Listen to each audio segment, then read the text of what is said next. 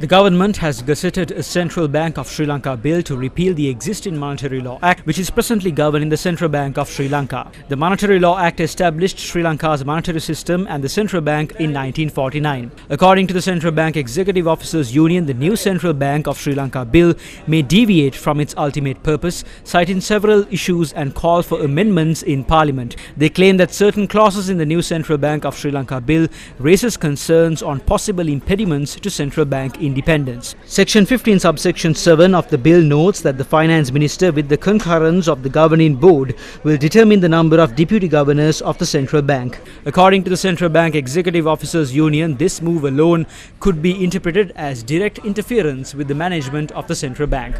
Moreover, section 15 subsection 9 of the bill notes that deputy governors of the central bank may be appointed from among persons other than the employees of the central bank. According to the Central Bank Executive Officers Union, this would pave the way for political interference in the position, as nominations are also done by the finance minister. The existing central bank is a much better one than the one that has been proposed. So these things will have to be changed.